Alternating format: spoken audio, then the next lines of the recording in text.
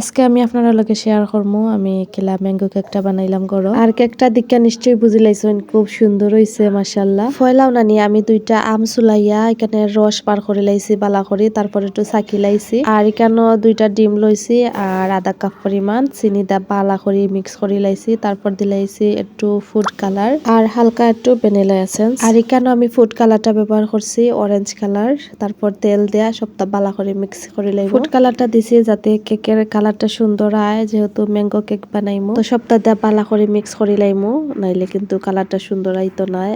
আর এখন দিলাইমু সাইকা রাখা আম দেওয়ার পর পালা করে আবারও মিক্স করে লাইমু সবটা। আমটা দেওয়ার পরে নানি বেশি লাড়তাম আর নাইলে একটা ফানি ফানি বা পাইব। আর এখন দিলাইমু 1 কাপ পরিমাণ ময়দাটা দেওয়ার পরে বালা করে আস্তে আস্তে আবারও মিক্স করে লাইমু। তো কেউ চাইলে সাইকাও দিতে পারেন ময়দাটা, তো আমি চাকছি না আজকে ওলা দিলাইছি, সবসময় সাইকাই দেই, আজকে ভাবলাম ওলা দিলাই জাস্ট প্যাকেট খাটছি। এখন তো ময়দাটা দেওয়ার পরে নানি ওলা এক সাইডে ঘুরাইয়া আমি সুন্দর করে মিক্স করে লাইমু। তো ফয়লা যে সময় কেক বানাইতাম নানি তো চিন্তা করতাম কেকটা ফুলবো নি, কিন্তু মাশাআল্লাহ যতবারই কেক বানাইছি সবসময়ই আমার কেক ভালো হইছে। তো কেক বানাইতে বানাইতে নানি অটোমেটিকলি এটা আতো আইব, যে সময় যাচ্ছে লাখান বানাইলেও দেখবা ফুলি যায়। আর এখানেও 1.5 চামচ পরিমাণ আমি বেকিং পাউডার দিলাইছি। বেকিং পাউডারটা দেওয়ার পর আবারও ভালো করে সপ্তাহে মিক্স করে লাইমু। মাশাআল্লাহ আমার বাচ্চাতে কেক খুব পছন্দ করেন, তো আমি বাড়া থাকি খুব কম কিনা খাওয়াই, গড় সবসময় ওলা তারারে ফ্রেশ কেক বানাইয়া দিই। আর সবটা মিক্স করার পর ঠিক এইভাবে ব্যাটারটা হইব। তো এখানে আমি একটা পেপার বিছাইয়া একটু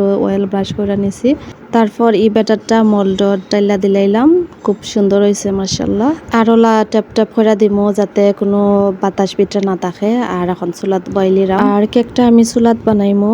এখানে একটা বাসন তৈবার স্ট্যান্ড তৈয়া তারপর ডাইকা দিলাইছি। আর উপরে নানি একটা চকলেট বল দিছিলাম, মাশাআল্লাহ খুব সুন্দর লাগে দেখতে, বাচ্চাইতে ওলা বালা পায় আর কি লাগি দিছি। আর কেকটা হইতে প্রায় 45 মিনিটের মতো লাগে গেছিল।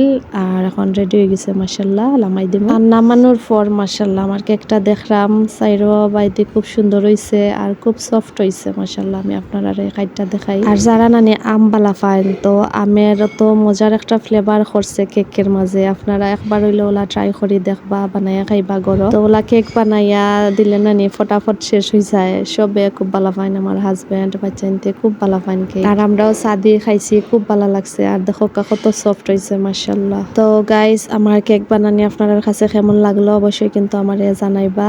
আর কোনখান থেকে আমার ভিডিও দেখরা অবশ্যই কিন্তু কমেন্টে জানাইবা। আর এমনি তো আমার রুকাইয়া চেষ্টা করা ইয়া কাটার লাগে, তো পারছই না তাই, তো আমি দেখাইলাম যে ওলা কাটবা। আর আমার ওলা কেক কাটতে যে ভালো লাগে, আমি সবসময় কেক বানানির পরে ওলা লগালগ খাইটা পিস পিস করে রাখি দেই।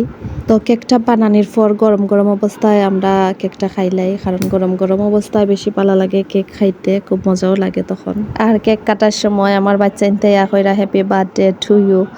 তো যেদিনও কেক বানাই আর ওলা খাটি তো তার বার্থডে টু ইউ খোয়া লাগে। তো যে কেক বানাই ও কেকের আসলে বার্থডে থাকে, তো ওর লাগে বার্থডে টু ইউ খোয়া লাগে। তো কেক কাটা শেষে আমার বাচ্চা ইনতে নিয়ে খাইছেন মাশাআল্লাহ, খুব ভালো লাগে বাচ্চা ইনতে যখন খাইন এক জিনিস বানাইলে। অধহক্কা আমার কেক একবার খাটছি আর একবার শেষ হয়ে গেছে আলহামদুলিল্লাহ।